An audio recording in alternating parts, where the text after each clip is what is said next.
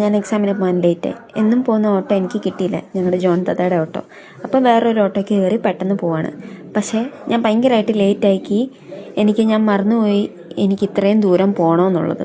പക്ഷേ അതിൻ്റെ അഹങ്കാരം ഒന്നും എൻ്റെ മുഖത്തില്ല. പിന്നെ പഠിക്കാത്തതിൻ്റെ ആ ഒരു ഗംഭീരം എൻ്റെ മുഖത്ത് ഞാൻ കാണിക്കുന്നുണ്ട്. കാരണം നമ്മൾ പഠിച്ചില്ലെന്ന് ആരെയും അറിയിക്കരുത് കേട്ടോ. എനിക്കാണെങ്കിൽ നാളെ വന്നിട്ട് വയ്യ, എന്തിനാണെന്ന് അറിയത്തില്ല. പിന്നെ അവിടെ ഞങ്ങൾ ഓടിച്ചെന്നപ്പം ആദ്യം ഇരുന്നിടത്തല്ല, സ്ഥലം മാറി. ഹോള് തപ്പി വേറെ അങ്ങോട്ടൊക്കെയോ പോയി. ഞങ്ങൾ അവിടെ കയറാത്ത ബ്ലോക്കില്ല. കൂടെ എനിക്കൊരു പാർട്ട്ണറിനെ കിട്ടി അവിടെ ചെന്നപ്പോഴത്തേക്കിന്.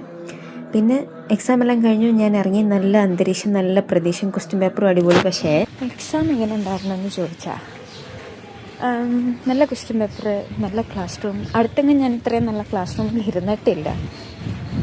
പിന്നെ ചുരുക്കി പറഞ്ഞാൽ പൊട്ടും, ഉറപ്പാണ്. ആദ്യത്തെ എക്സാം എഴുതിയപ്പോൾ ഞാൻ ഓർത്ത് ആദ്യത്തേത് പൊട്ടുവന്നു, എങ്കിൽ രണ്ടാമത്തേത് ശരിയാക്കാമെന്ന്. രണ്ടാമത്തെ എഴുതിയപ്പോൾ മനസ്സിലായി ആദ്യത്തേത് ചിലപ്പം ജയിക്കും, രണ്ടാമത്തേത് മിക്കവാറും പൊട്ടുവന്നു. അത് നമ്മുടെ ജീവിതത്തിൽ പല സ്റ്റേജുകളാണ് ഞാൻ കണ്ടുകൊണ്ടിരിക്കുന്നത്.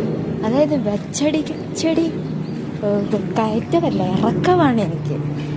പിന്നെ പറഞ്ഞിട്ട് കാര്യമില്ല, വെറുതെ ഉറക്കുളച്ചിരുന്നത് കാര്യമായി. ഇനി അടുത്തത് പിടിക്കാം. 1+3 എന്നാണ്. നമുക്കടുത്ത് നോക്കാം.